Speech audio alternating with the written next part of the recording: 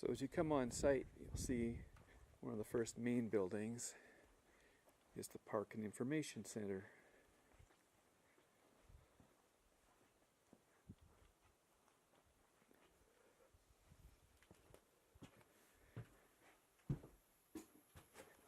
And often inside, we'll have this man behind the counter. Hello, my name is Jim Good. I am the developer of Goodsir Nature Park in Salmon Valley, just north of Prince George, BC. I started two hobbies when I was a little boy at age 6. One of them going camping with my parents and having a fond interest of plant life in the Cultus Lake area. And I was always out looking for stuff, samples and that. And then at the same time, getting up for school, going to school, my mom always had the radio on, usually CFON, 1410 Vancouver. This was back, the year was about 1956. And I didn't know that I had a highly tuned ear listening to the radio, listening to songs, and I could play the song back in my mind, even years down the road. I couldn't have imagined that these two hobbies, one of them would take me all over the country, every province and territory in the years to follow, and at the same time I would explore every avenue of recorded music. Goodsir Nature Park offers two museums. The museum we're in right now is the Goodsir Botanical Museum, and there's over 3,000 species of plants from every part of Canada, press samples, photographs, showcase displays, and so on. Goodsir Park itself, the trails, there's about 2 miles of trails if you put the trails end to end. There's over 300 species of plants growing in the park in various display plots marked with signage, names, photographs, common names, Latin names, and so on. It's well worth seeing. And there's also a large active beaver pond which has been recently renamed Little Goodsir Lake. And it consists of beaver, muskrat, brook trout, and plenty of leeches. Okay, we're just going to have a quick look around what he has in this building, and I'll just do a circle here.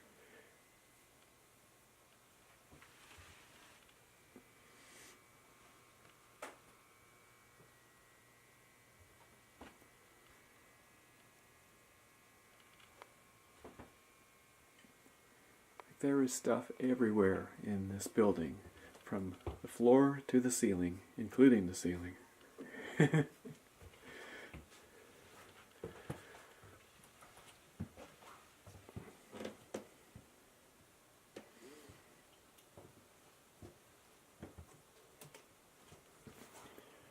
These showcase displays, all the material in it is original, authentic material, collecting from the area it represents, collected on site, backed by photographs. And all the photographs throughout the museums and the trail systems are all my own original pictures. These samples on the wall here were collected in the Western Nordic some years back, the land of the midnight sun. And these are some of my pictures here I have for sale. These are enlargements. Some have frames and some have no frames. And each picture has the location given, and if it's the name of a plant, it has the name of the plant or flower on it, along with the location where it was taken. This is locally collected from Little Goodsir Lake, the Goodsir Beaver Pond, showing how the beaver lives.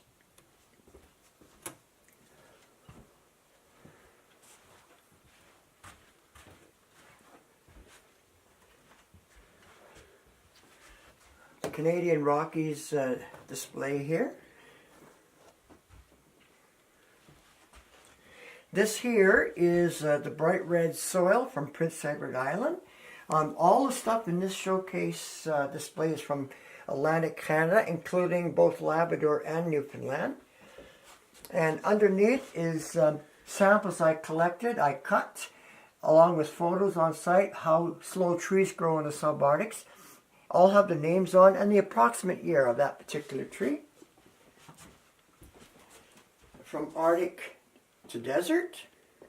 This is the prairie badlands. There's 2 different kinds of cactus found there, and I've got dried samples. And the soil and everything in this display is from the Prairie Badlands area, southern Alberta and Saskatchewan, Cypress Hills area.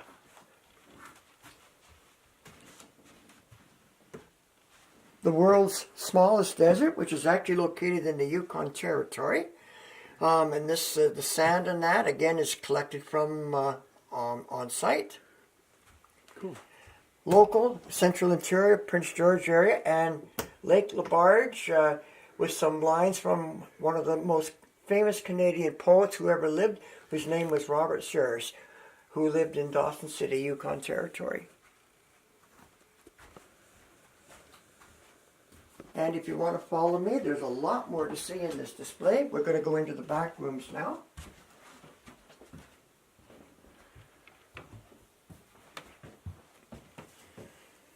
There's native wood samples, both commercial and non-commercial types of wood. This was collected in the late 70s into the early 80s. One of my earlier displays. Okay, great.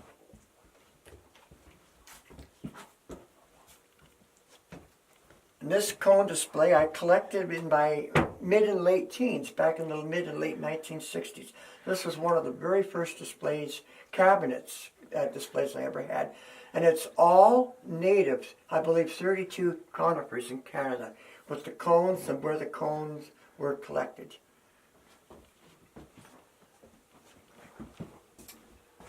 Right here, this is the forests of Eastern Canada and Atlantic Canada. Most of the tree species are hardwoods. Part of southern Ontario, southern Quebec is hardwoods, primarily hardwoods, oaks, maples, elms, and so on. The further north you go, you get into the boreal, which is cedar and spruce, and not balsam fir, and black spruce. These samples were collected in the mid and late 1960s, my first trip across the country. There's all kinds of displays in here.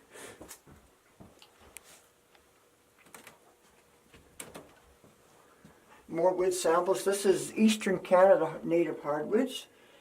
And this is a very unique display right here. I have salt water, and it's authentic from 3 oceans. Cool. Salt water from 3 oceans. Arctic Ocean, collected in Nunavut and Tuktoyaktuk. Vancouver Island, Long Beach, and collected at Cape Spears, St. John's, Newfoundland, from the Atlantic Ocean. This is a black prairie soil which is found all across the Canadian prairies. It's rich for growing crops, and this soil was collected near Grand Prairie, Alberta.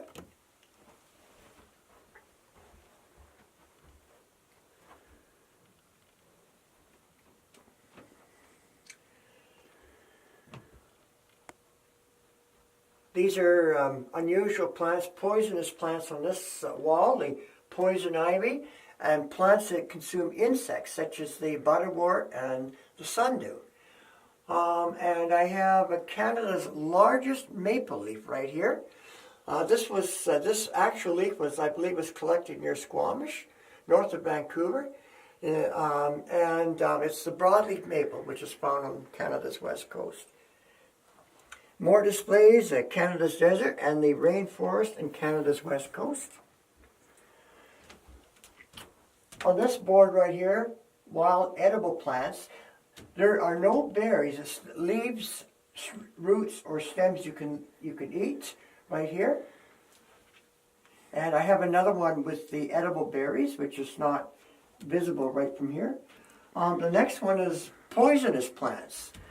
Some of them will make you sick. Some can kill you if you eat them. They're displayed on this board. These samples were collected in the mid and late 1970s.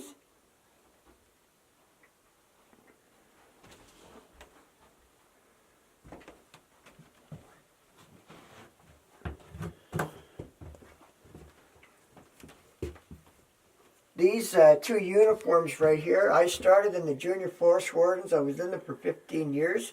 I started when I was 10 years old in Vancouver, Burnaby, and I continued for a couple of years when I moved to Prince George. My original Junior Forest Warden uniform and my Conservation Warden uniform. I worked my way up to both supervisor and instructor in the Forest Wardens. And these are the books. This book is what started it all. My mom gave me when I was 9 years old, Native Trees of Canada. And this book she gave me, C.P. Lyons, when I was 14. A close friend named Pete Rodsteth gave me this book when I was 20. And in 1961, back in the public school system, when they still taught the Lord, and that was my Bible from grade 5 in the public school system, 1961. I've still got mine too. And these are just pictures I donated plants before moving to Prince George. And some of the early displays, Pine Center, and that where I had displays back in the mid-70s. Jim, that is really very interesting. Thank you. This has got to be one of the most well-produced, I don't know how to say it, examples of what we have for plant life in Canada that I know of, that's for sure. And then we can go in the great outdoors on this beautiful day and perhaps go and have a look down some of the trails. This is the park entrance right here. People can come, they can either have a picnic or camp here, and the park admission is by donation. This is the tamarack. This is what you call a deciduous evergreen. A lot of people don't know that there are deciduous evergreens. In other words, evergreens that shed all their needles. In the fall, they turn yellow, just like leaves do on a tree.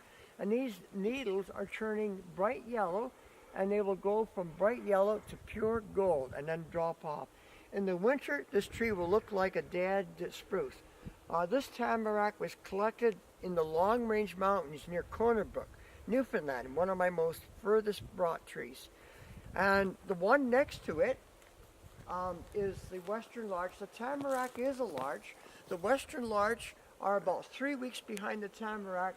There's very slight signs of yellow on this tree, although for the most part it's still green. This is found in the Kootenay, southeastern British Columbia. This tree was taken from the Nelson area, Nelson Kootenay Lake area.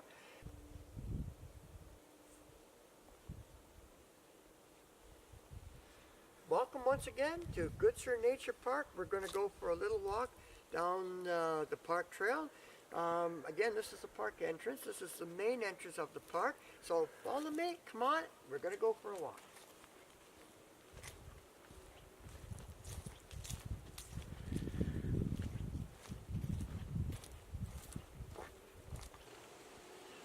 This is Salmon Valley, mile 0. And I have put in all 4 directions from this exact milepost many of the towns and cities I've been to across Canada collecting plant samples, and I put the distance right from Salmon Valley, and they're all given in miles. I have over here all 3 of Canada's cedars growing side by side here.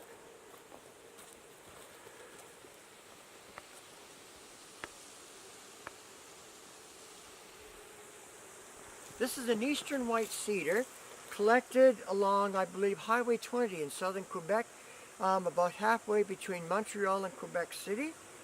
And right here I have the western red cedar. These are from an ancient forest. There's an ancient forest east of Prince George, and many of the fog belt areas of the coast are ancient forests as well. And the western red cedar is one of the principal trees. These trees can sometimes live over 1,000 years. The eastern white cedar in Atlantic Canada can live maybe 700 years.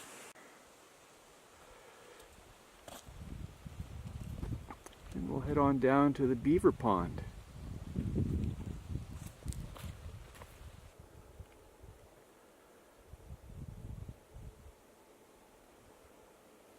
This is the beaver pond, also known as Little Goodsir Lake, and it's quite long. It's about half a mile long, about 12 feet deep, and about 180 feet across at its widest point. This is, we're down at the beaver pond, and I have all 4 of Canada's native true firs all growing side by side. Each one is from a different part of the country. The Latin name for true fir is abies, and the common name, they're commonly called balsams or balsam firs. This one here, the grand fir, came from near Abbotsford, BC, in the BC Lower Mainland. This is the grand fir. The Pacific silver fir, it gets its name silver. If you lift up the branch, it's distinctly silverish. Two white bands on the underside of each needle with a little notch. The needles are not pointed, they're notch tips. This came from the Hope Princeton area. And the Pacific silver fir is found in Canada only in the Pacific Coast Mountains at higher elevations, nowhere else. The third one is the alpine fir. This is found in the Rocky Mountains and most of the Coast Range. This is the principal timberline tree in Western Canada. This one was collected near Chetwood in northeastern BC. This one here came the furthest. This has come all the way from Red Bay, Labrador, Newfoundland. This is the balsam fir. Abies balsama is the Latin name. Balsam fir ranges from the Atlantic coast to northern Alberta. This particular species does not exist in the wild anywhere in BC. The other three do. This is a balsam fir from Thompson, northern Manitoba. This tree here is red spruce from Summerside area, Prince Edward Island. This is a tamarack from Prince Edward Island. And this is a black spruce from Cape Breton Island, Nova Scotia. So don't forget to say you brought them out here personally. And I had brought them out here.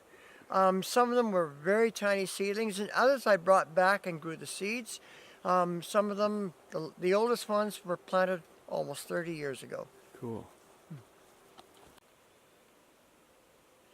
This is Nova Scotia eastern white pine. It's found throughout much of eastern Canada, southeastern Manitoba to Newfoundland. This is a 5-needle pine. This tree is shedding old growth needles, which is normal. It's got both yellow and green on it. This tree was collected halfway between Peggy's Cove and Halifax along the highway. It was dug out of a ditch. And it's been here, it was planted here in 1993, and it's done very, very well. Beautiful tree. Yeah.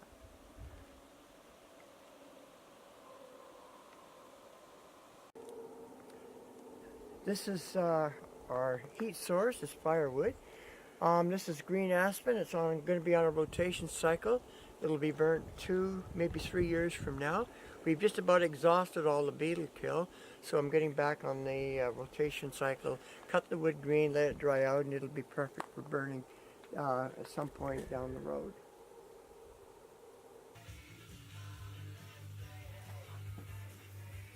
Hello once again. Welcome to the second museum at Goodsir. This is the J.L. Good Record Museum. First of 2 rooms, and this first room is the actual museum room. So come on in for a tour.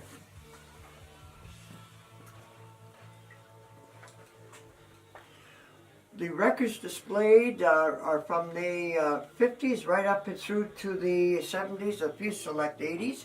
All records have the year they came out. There's special write-ups on some of them. And they're all original labels and all in the original covers.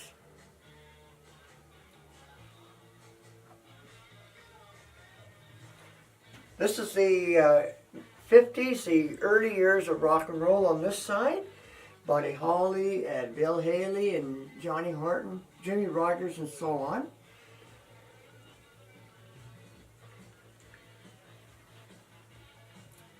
And the dance crib era of the early 60s, sparked by the twist, and with all these follow-up spin-offs are all here. And the Elvis corner right here, with Elvis going way back to the 50s. These are original R.C. Victor records.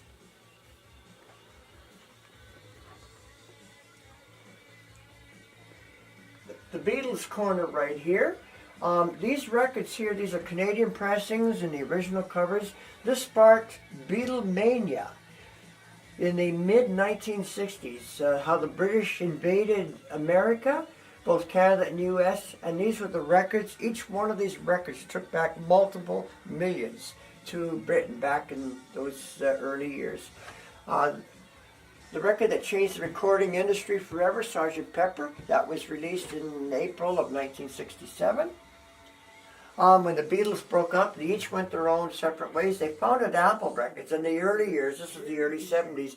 I have all 4 Beatles on Apple Records, each going their separate way. This record here changed the recording industry, the music industry, more than even the Beatles. It was a young guy who brought heavy blues and rock together to create a whole new sound, which was known as psychedelic rock, and that sparked the hippie movement of the late 60s well into the mid 70s. This section right here, this is the Canadian talent section. 100% Canadian recording artists and groups. And it's everything from Headpins to Don Messer and the Islanders. Remote parts of Canada are on the top shelf.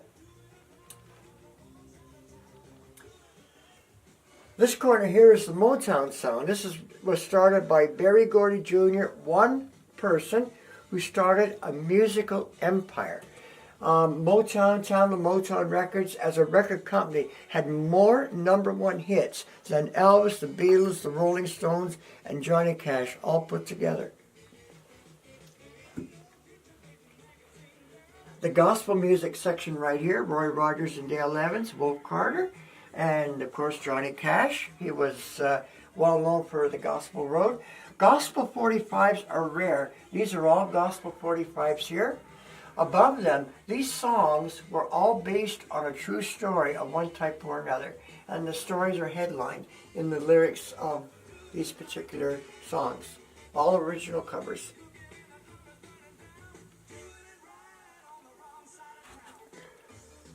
This side here, this is the country side of the mid-50s, early 60s.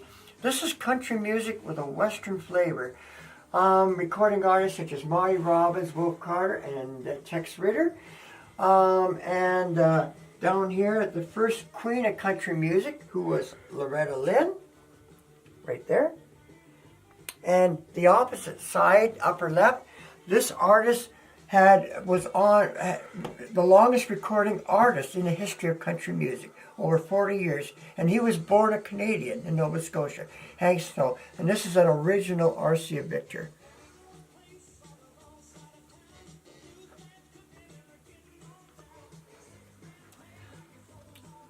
This right here, this is what you call a hi-fi set, sometimes known as a hi-fi stereo, late 60s, early 70s. It's fully functionable.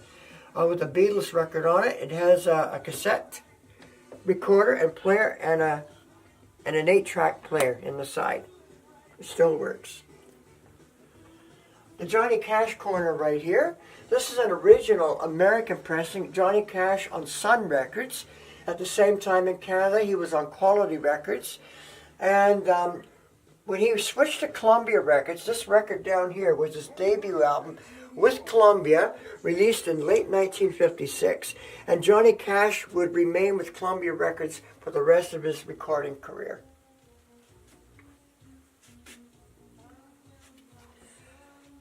And this right here is my autobiography. I've titled it The Impossible Dream, right next to the actual record, which gave it its title, from 1967, the Roger Williams instrumental classic, The Impossible Dream.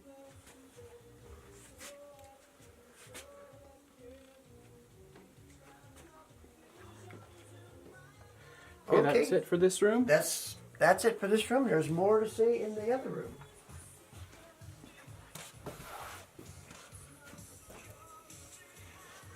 This is the actual record room. Both rooms combined, I don't have an exact number, but there's well over 20,000 records, mostly 45s.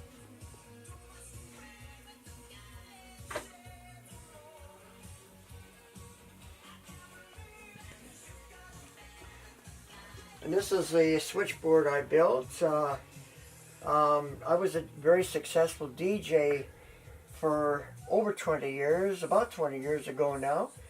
A dance music DJ, and I had built actually 2 portable units over the lifetime of doing that.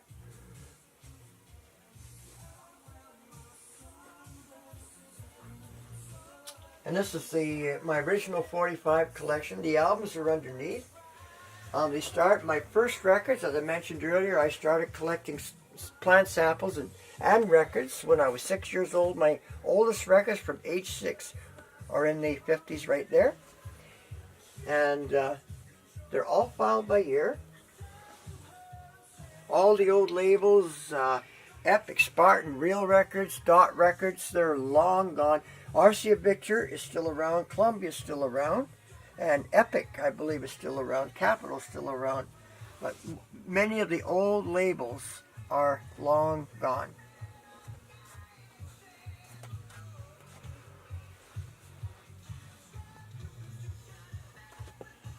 And the psychedelic rock starts in this section here, and it tapers into disco in this section from about here right through, and right through into the 80s on this side here.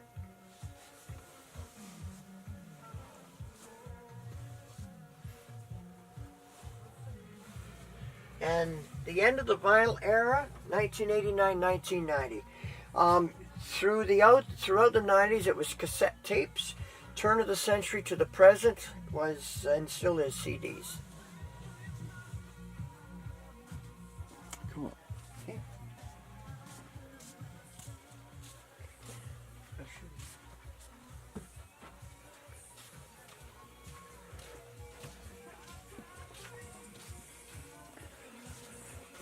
This is where the album section starts. They're filed by actual decade. And I have some vintage record players here. This is from the early 80s. This is a semi-automatic record player. This one is a full automatic player from the early 70s. You can stack the records. And this is one with a 45 adapter. This is a Gerard from the mid-1950s. The one thing about automatic record players, you could stack the records, but occasionally a record would drop down on the one that was playing, ruin the needle and gouge the record. So they stopped making full automatic turntables. It was around about 1974-75.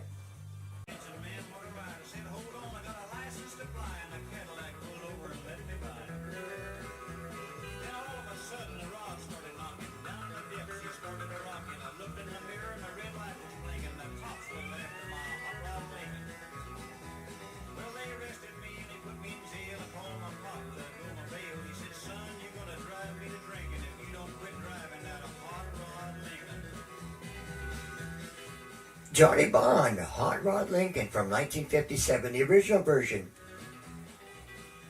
This next song goes back to 1959. It was based on a true story. It was the story of London's most notorious Jack the Ripper. And this was Bobby Darin's biggest hit, released in 1959 on Acco Records. And it's titled Mac the Knife.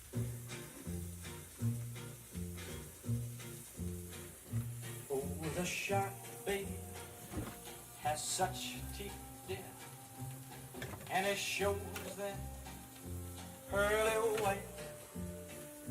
Released in the late fall 1956 on RCA Victor Bluebird Records. And this is called Don't Be Cruel. You know I can rap, sit all alone. If you can't come around, at least please telephone. But don't be cruel, the heart is true. Baby, for making mad, something I might have said. Please don't forget my past. This is 1958 Laurie London.